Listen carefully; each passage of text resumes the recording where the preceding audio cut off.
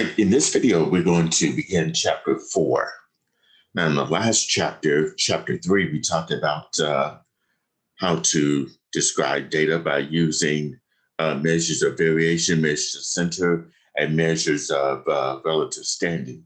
And in chapter 2, we talked about how to display data by using tables, graphs, and charts.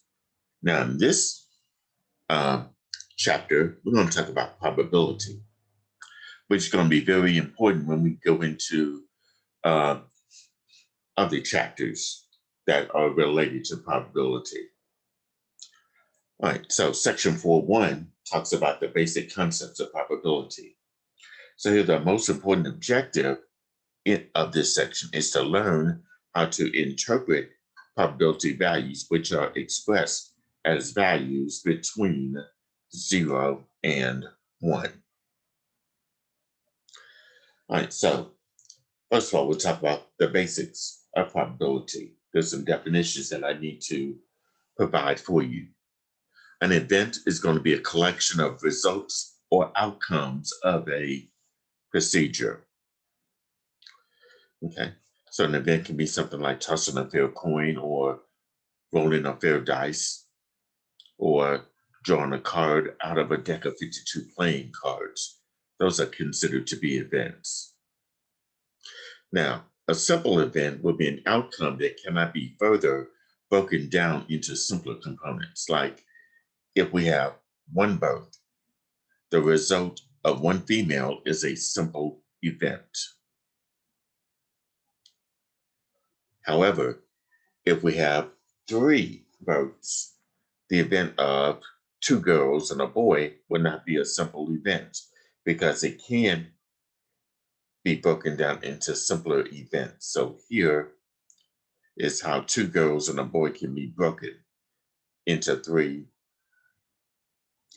simpler events. 2 girls and then a boy, and then a girl, a boy, and then a girl, and then a boy, and then the other 2 are girls. Okay, so be familiar with a simple event and what a simple event looks like. Right, the sample space for a procedure consists of all possible simple events. That is, the sample space consists of all outcomes that cannot be broken down any further. For example, for a single die, the sample space would be this: 1, 2, 3, 4, 5, and 6. Each one of them being simple events. Right. Next is the notation for probabilities. Okay. The capital letter P denotes probability. And then A, B, and C denote specific events. So here, the probability of event A occurring would be denoted as this: the P with a A in parentheses denoting probability of event A occurring. Okay. All right, now there are 3 approaches to finding a probability. The following approaches for finding probabilities result in values between 0 and 1. Of course, probability of event A is a numerical value between 0 and 1. The first approach would be the relative frequency approximation of probability. So here we conduct or observe a procedure and count the number of times that event A actually occurs. Based on these actual events, the probability of event A is approximated as follows. Here, the probability of event A would be the number of times that event A has occurred divided by the number of times the procedure was repeated. Like if I was tossing a fair coin 100 times, and I want to know how many times heads has occurred, I got heads. Then I count the number of times that I got heads divided by the number of times I tossed a fair coin. That would be an example of a relative frequency probability. approximation. The second is the classical approach to probability, and this is required of that equally likely outcomes. Here we assume that a given procedure has indifferent simple events, and that each of those simple events has an equal chance of occurring. And if event A can occur S of these n ways, then here's that probability. The probability of event A would be the number of ways that event A occurs divided by the number of different simple events.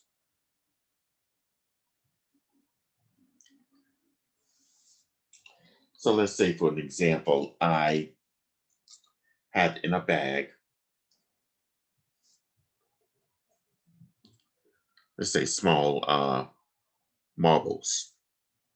Let's say I have 4 red marbles, 7 green marbles, and let's say 6 blue marbles, and 3 yellow marbles. Okay. Let's say I want to find the probability of choosing a green marble.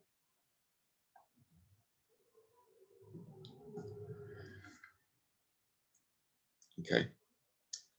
That would be a classical approach to probability, because the probability of getting a green marble, there's 7 green marbles. There are 7 ways that I can get a green marble out of the total number of marbles here. In this case, 20. So the probability of getting a green marble will be 7 out of 20. That would be the classical approach to probability. And then third is the subjective probability. That's the probability of event A being estimated by using knowledge of relative circumstances. Okay. Now I won't be focusing on number 3. Okay. We'll just focus on the first and the second, the relative frequency approximation and the classical approach to probabilities. Okay. All right, next we'll look at law of large numbers. As a procedure is repeated again and again, the relative frequency probability of an event tends to approach the actual probability. So let's say this: if I toss a fair coin, let's say 100 times. Now, the probability of actually getting heads in this case would be something like 1 out of 2. So if I toss a fair coin 500 times, or 100 times, I should say, I should get 50 heads. And the more times that I toss the fair coin, the closer I should get to the actual probability. Okay, so here the law of large numbers applies to the behavior over a large number of trials, like 250, 500, 1,000, 5,000 times. It does not apply to one outcome.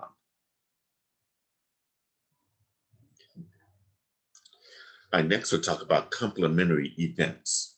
Here's a definition: the complement of event A, and it's going to be denoted by the A with the bar on top.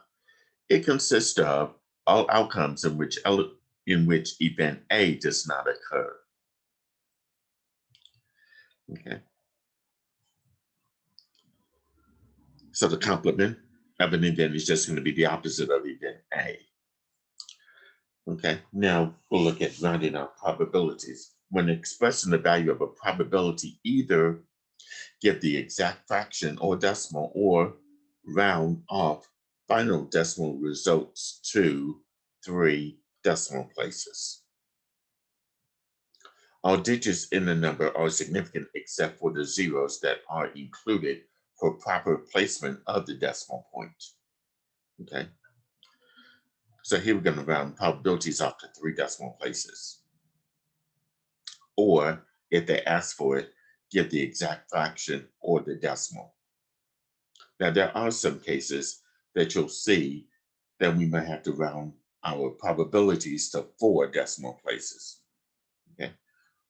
But in the homework, you'll be asked to do it, round off to how many decimal places. They say whether it's 3 decimal places or 4 decimal places. Just follow the instructions.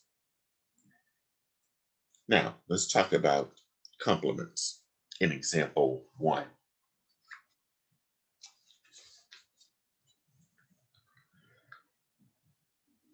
All right, if A denotes some event, what does A bar denote? And if the probability of event A is 0.009, what is the value of the probability of A complement? All right, so let's define what does A with the bar denote. Now, we've already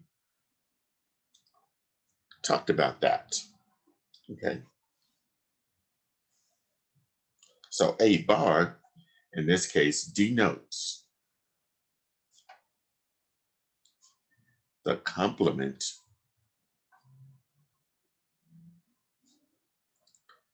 of event A.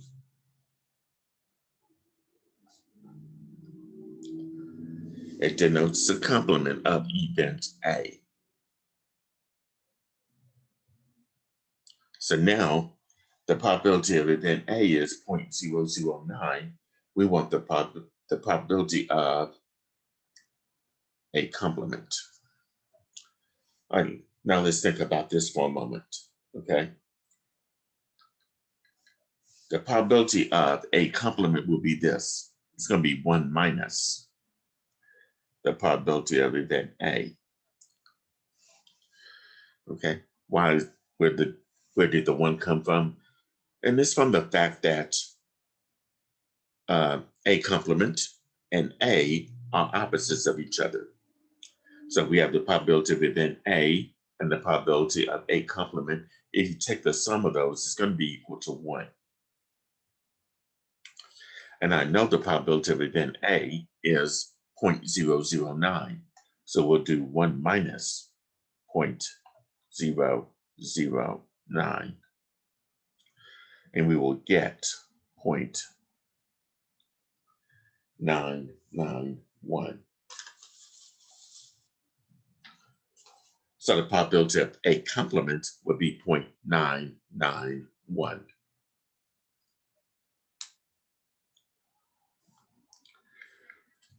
All right, example 2. Says there's 6 of the 100 digital video recorders or DVRs in an inventory are known to be defective. What is the probability that a randomly selected item is defective? So we're looking for the probability of selecting a randomly selected DVR that is defective.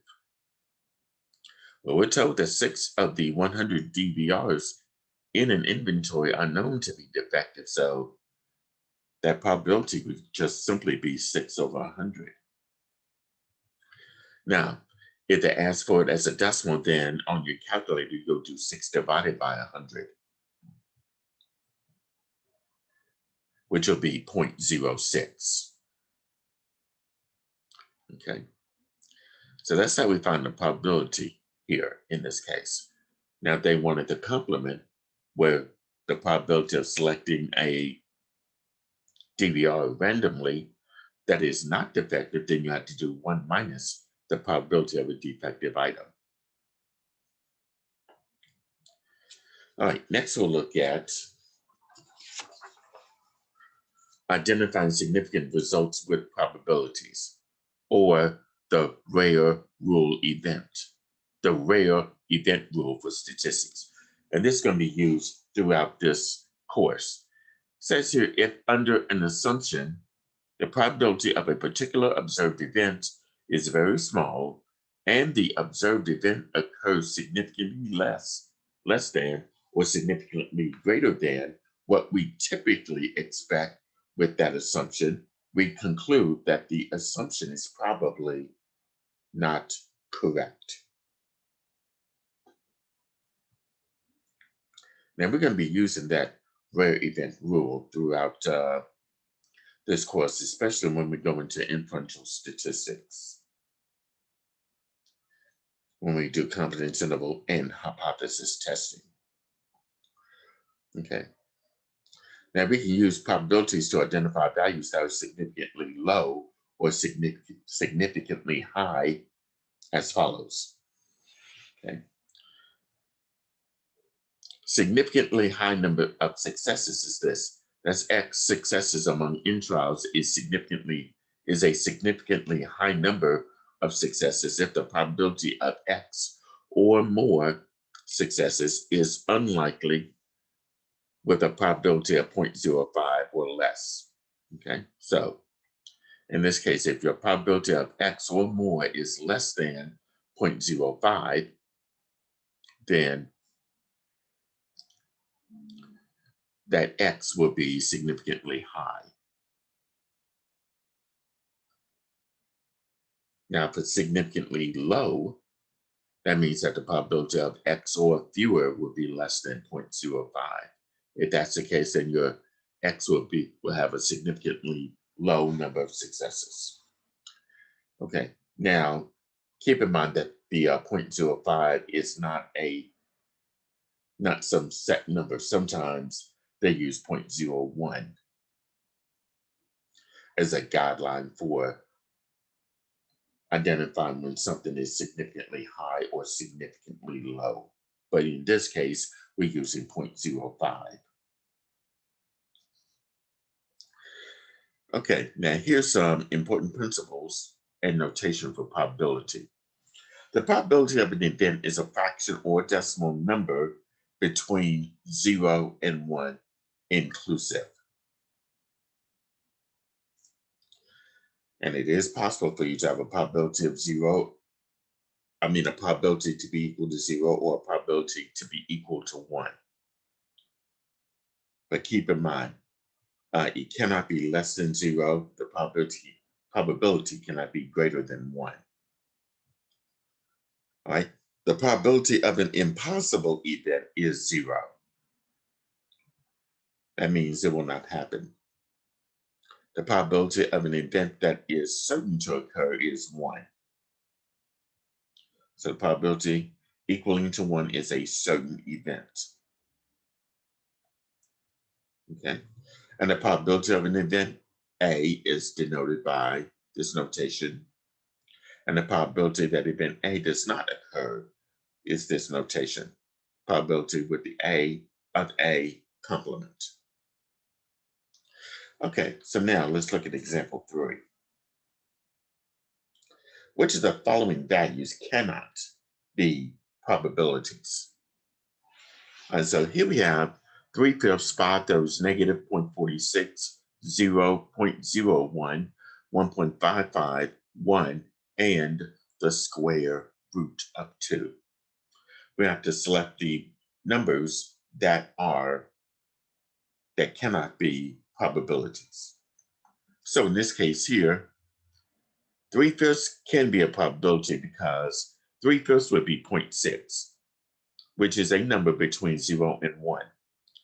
5/3 cannot be a probability because 5/3 as a decimal would be 1.3 repeating.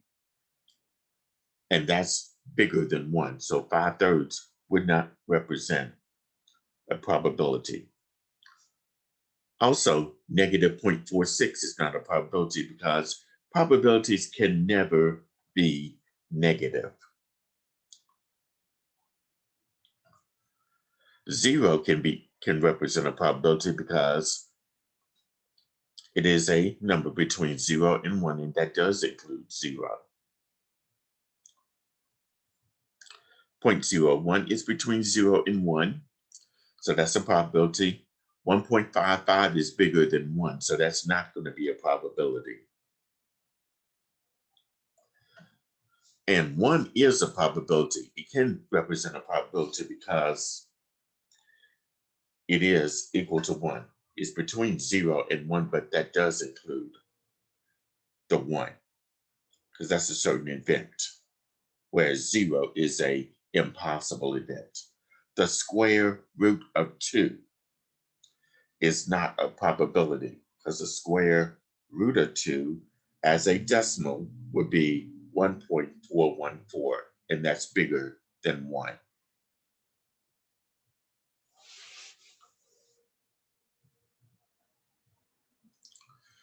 All right, here's example 4.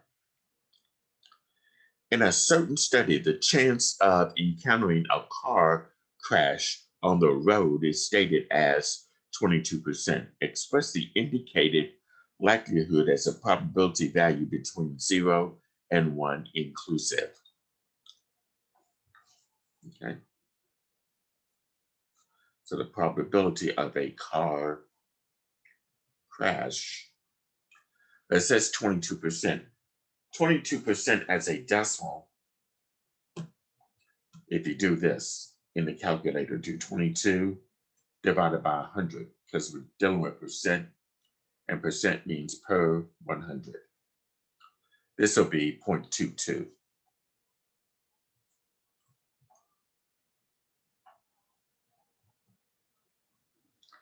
So the probability of a car crash will be 0.22, stated as a decimal.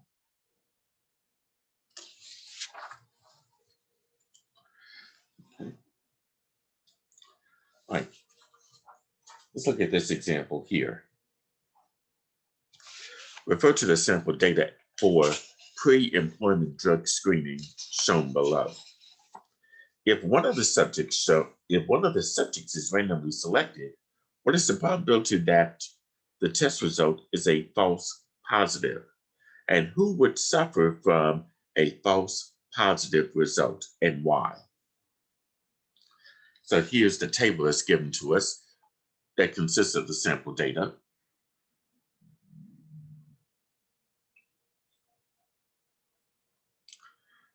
And let's do this. I'm going to get the total number of data values in this table. So if I do 41 plus 12 plus 1 plus 34.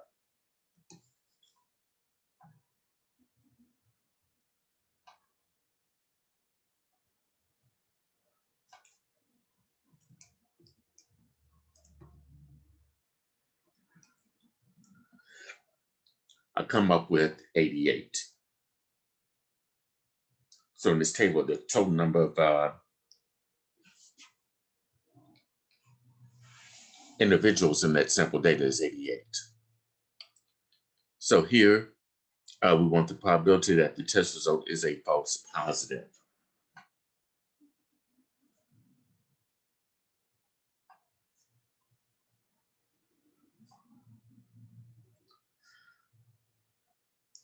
And what that means here is this, that the subject is not a drug user, but obtained a positive test result.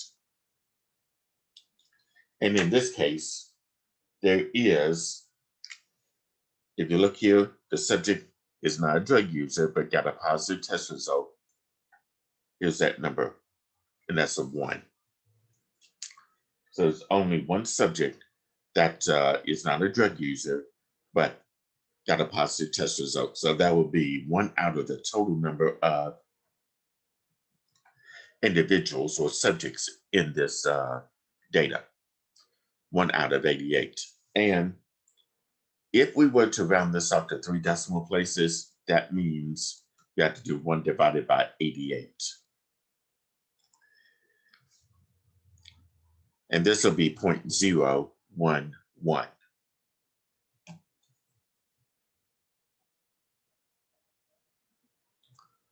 Okay. So do pay close attention to how many decimal places they want you to round up to and whether or not they want that as a fraction. So 0.011 would be the probability of someone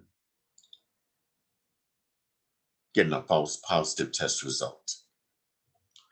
and who would suffer from a false positive result. And it would be that one person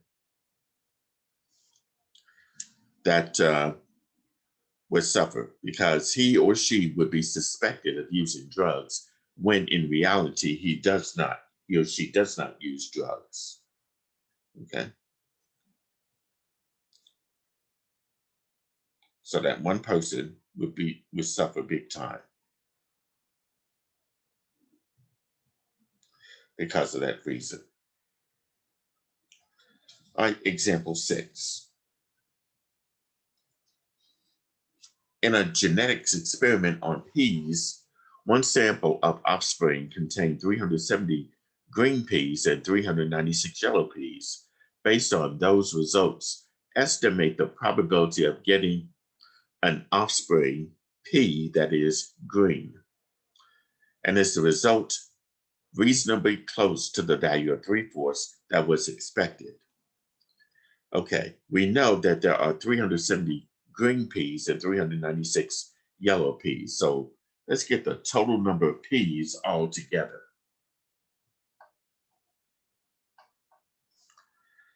So if I add 370 to 396, this will give us 766.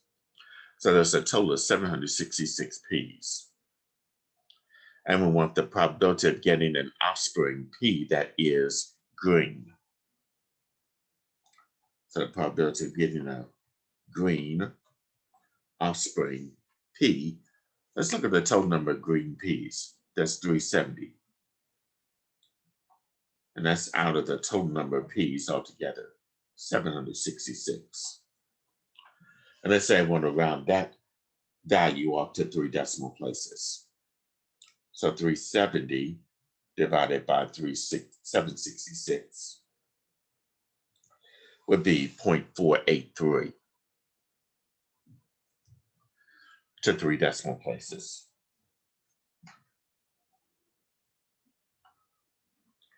So the 3 decimal places, the probability of getting an offspring pea that is green would be 0.483.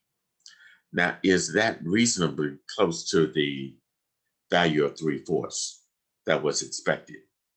Well, let's think about this. 3/4 as a decimal would be 3 divided by 4, which is 0.75.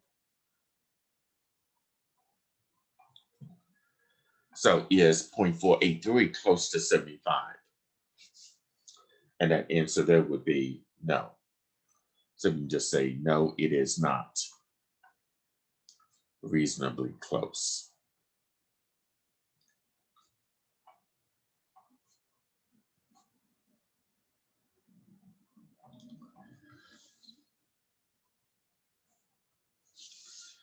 Okay.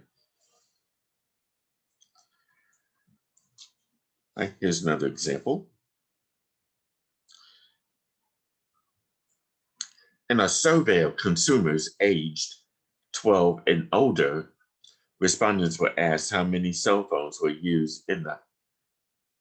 use by the household. No 2 respondents were from the same household. Among the respondents, 203 answered none, 288 said 1, 359 said 2, 140 said 3, and 61 respondents with 4 or more. A survey respondent is selected at random. Find the probability that his or her household has 4 or more cell phones in use. And is it unlikely for a household to have 4 or more cell phones in use? Consider an event to be unlikely if its probability is less than or equal to 0.05. Okay. Let's get the total number of respondents altogether. There were 203, and then 288, 359, 140, and 61.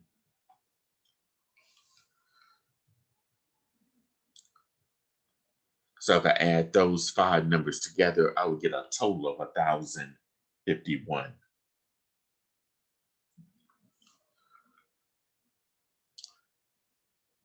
So now we need the probability that a single household has 4 or more cell phones.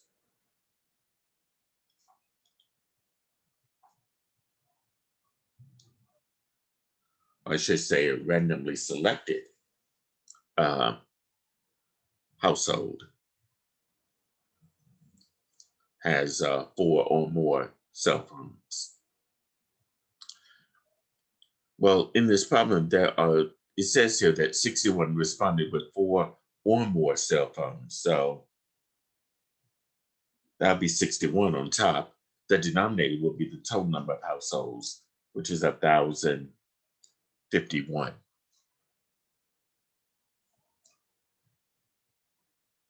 So as a decimal, 61 divided by 1,051 would be, in this case, the 3 decimal places 0.058.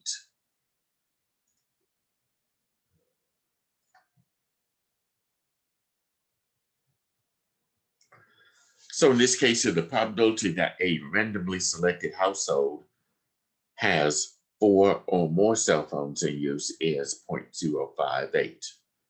And we want to know, is it unlikely for a household to have 4 or more cell phones in use? And we're considering that the event is unlikely if our probability value is less than 0.05. In this case, 0.058 is a little bit more than 0.05.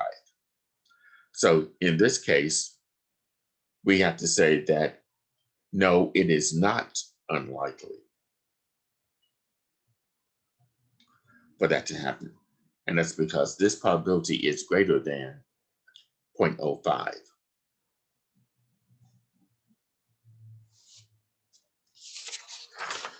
Okay, now let's look at example 8.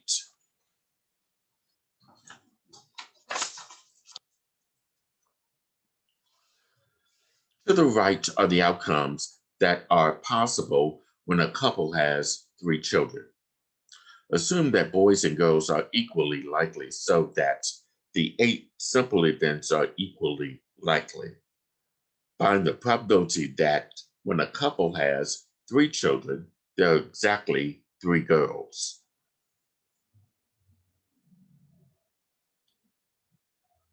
So we're finding the probability of getting exactly 3 girls.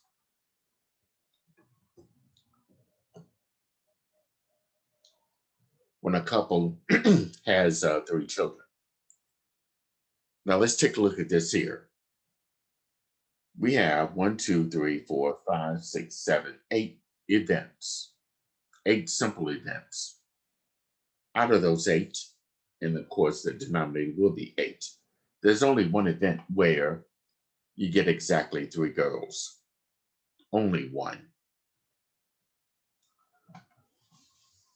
So the probability of that when a couple has 3 children, there are exactly 3 girls would be 1 out of 8.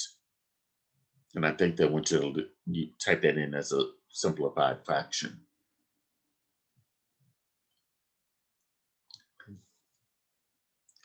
All right, now example 9.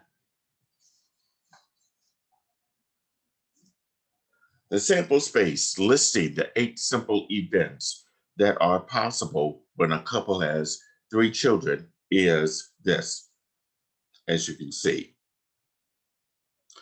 After identifying the sample space for a couple having four children, find the probability of getting 3 girls and 1 boy in any order.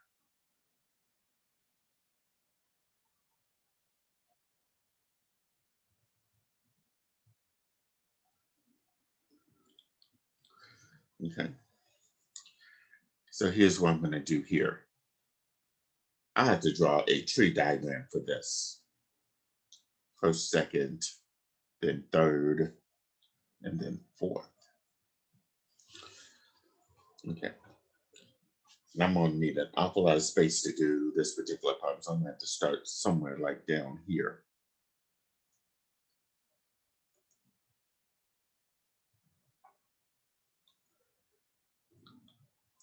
I'm going to use B for boy and G for girl. So the first child could be a boy or a girl. And then after a boy, the second child could be a boy or a girl. Or if the first child is a girl,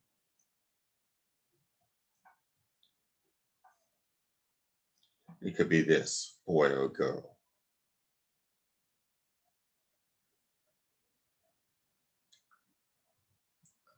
And then after the third child,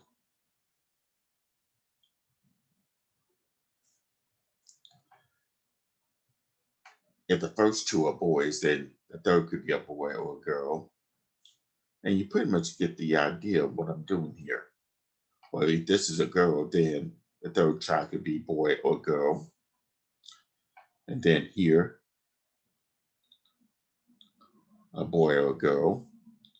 And then here, a boy or a girl. And then on the fourth and final child, could be a boy or a girl. And then boy or girl here. Then boy or girl. We just continue this pattern.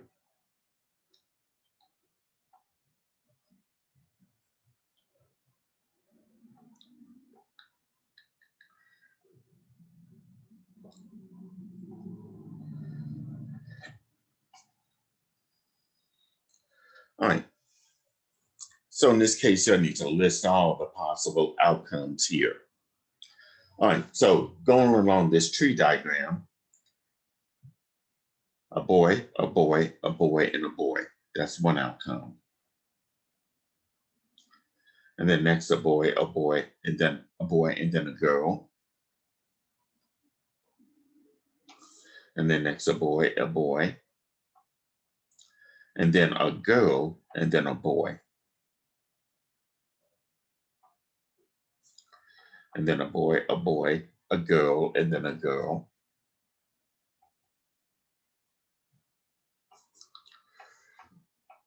And then next a boy, and then a girl, and then a boy, and a boy.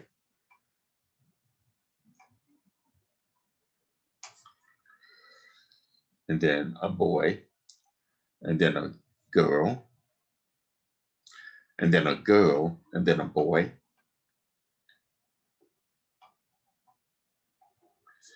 And then a boy, and then a girl, and then a girl, and a girl.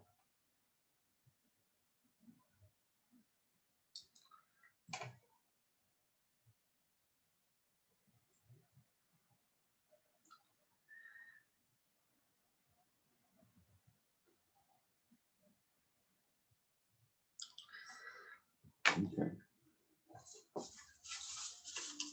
Okay, I think I'm missing something here. Then you follow this. Okay, this right. That's right. Boy, boy, girl, boy, boy, boy, girl, girl. Boy, girl, boy, boy, boy, girl, boy, girl. That's what I'm missing.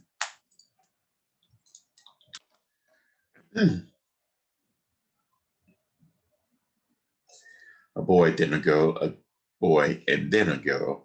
And now a boy, a girl, and a girl.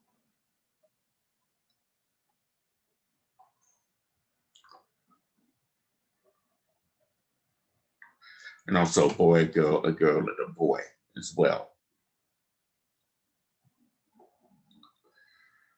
Okay. So now we'll start with a girl, and then a boy, and a boy.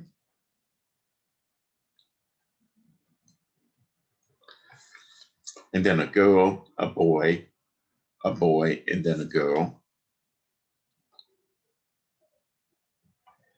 And then a girl, girl, then a boy, then a girl, and then a boy, and then a girl, a boy, a girl, and a girl.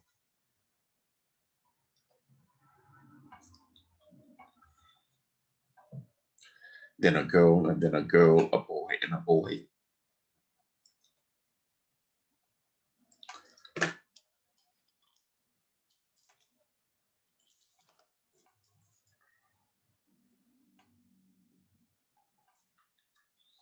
Then a girl, a girl, a boy, and a girl.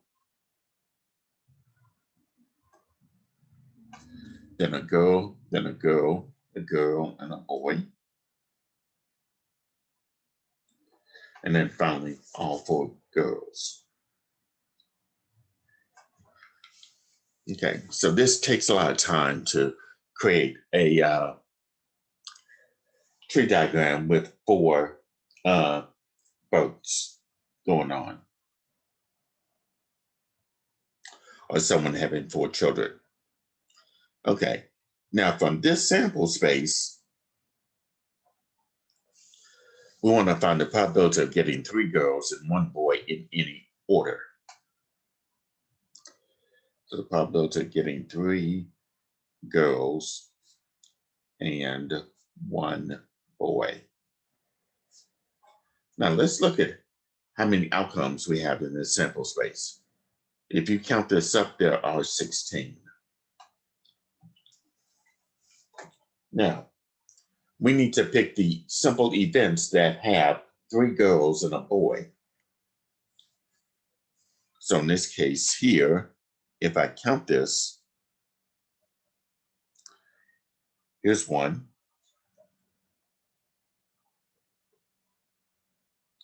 here's 2, 3, and 4. And that's exactly three girls and a boy. So in this case here, there are 4 events where this happened. So that's going to be 4 divided by 16. And if they want that as a decimal, of course, 4 divided by 16 will give you 0.25. So the probability that when a couple has 4 children, they're going to get 3 girls and 1 boy would be 0.25.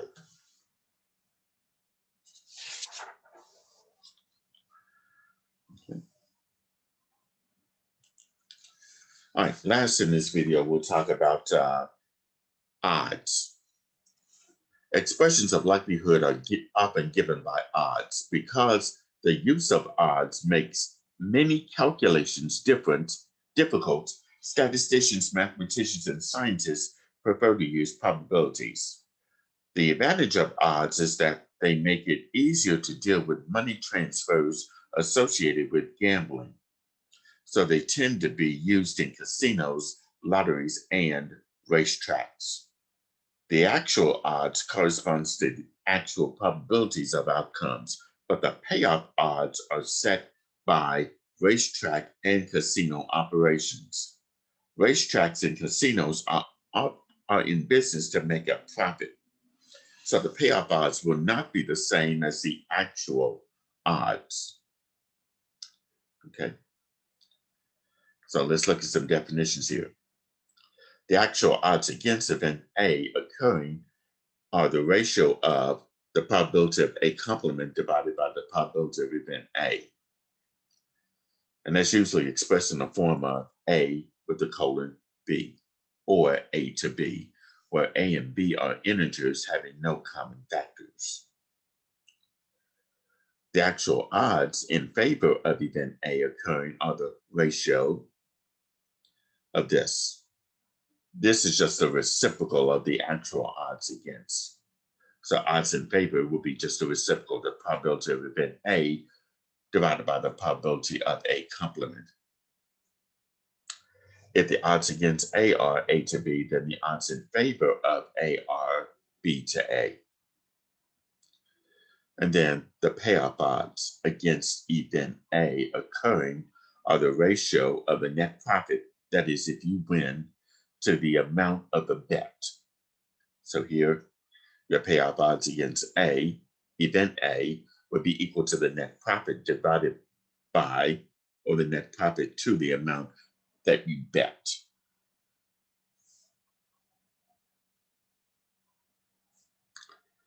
So let's look at that in this final example. A modified roulette wheel has 28 slots. One slot is 0.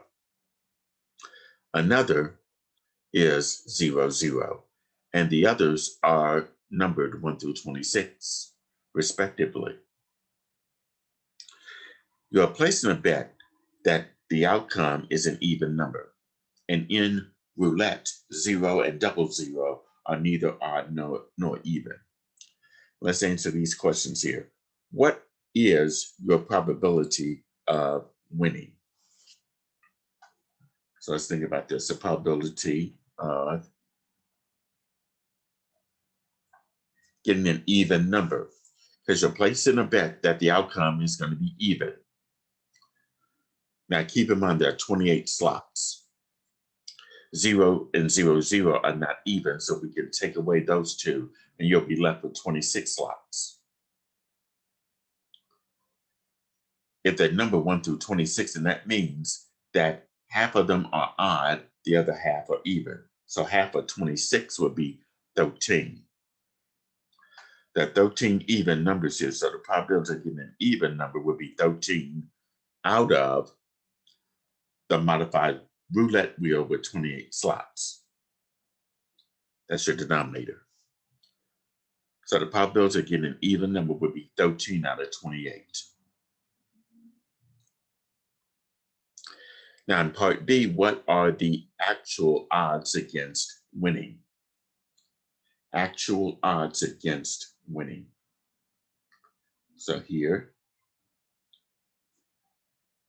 the odds against is this. If you recall, actual odds against, that's the probability of A complement divided by the probability of event A.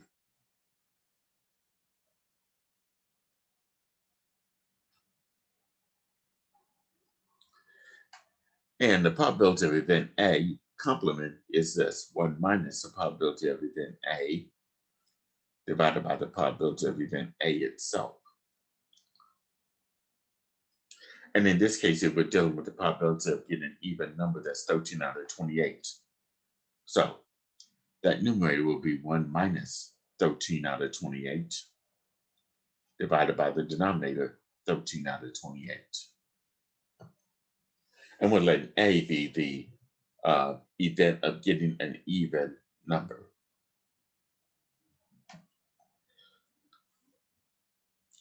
All right, let me show you how to do this in the calculator. 1 minus 13 out of 28 would be 1 minus 13 divided by 28.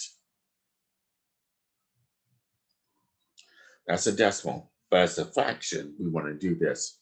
Press the math key. We're going to select menu item number 1 for fraction. That would give us 15 over 28.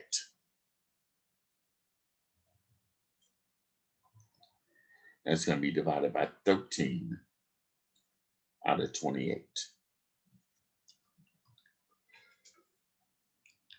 Now let's do a little math here.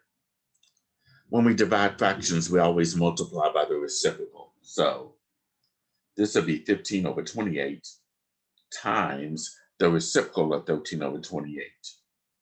That's 28 over 13. And you're going to see those 28s divide out. You'll be left with 15 over 13, which will be written as 15 to 13, like this. So the actual odds against winning would be 15 to 13.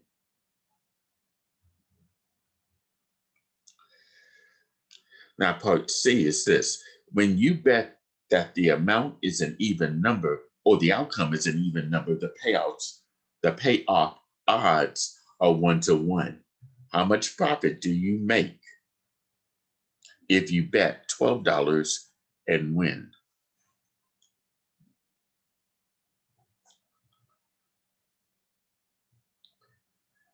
So if you recall the payoff odds, that's equal to the net profit divided by the amount of the bet.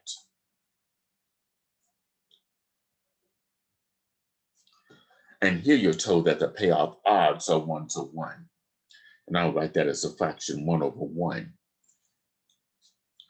That's going to be equal to the net profit, which is what we're trying to find. So I'm going to let X be the net profit divided by the amount of the bet. Here we're betting $12.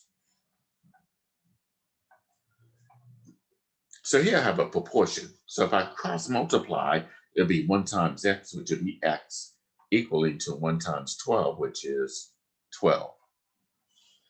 And that's the net profit that I'm looking for here in this case. So the net profit would be $12.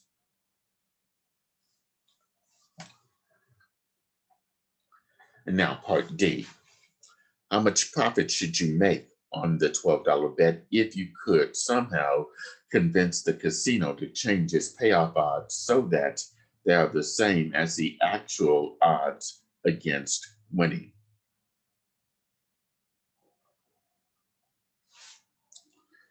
Okay. So again, our payoff odds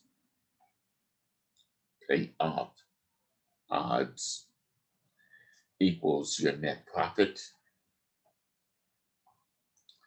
divided by the amount of the bet. So we want to convince the casino to change its payoff odds so that they're the same as the actual odds against winning. Well, here's the actual odds against winning, 15/13. Let's use that. And then that's equal to the net profit would be X, which is what we're trying to find, divided by the amount of the bet, which is $12. So here we have a proportion that we're going to solve here. If I cross multiply, I'm going to get 13 times X, which is 13X, equals to 15 times 12, which is 180. So I got 13X equals to 180. And to solve for X, we divide both sides by 13 to get X is equal to. Now we're dealing with money amounts. So if I get a decimal, I'm going to round that off to 2 decimal places here. So this is 180 divided by 13, which is approximately $13.85. That's 6 rounds of 4 to a 5. So $13.85 would be the approximate amount of the profit that I should make on a $12 bet if I can convince the casino to change the payoff odds to the actual odds against winning. Okay, so that will conclude this video dealing with the basic concepts of probability. Now, do feel free to email me if you have any questions about the homework, as this should assist you with doing some of the homework problems for this section.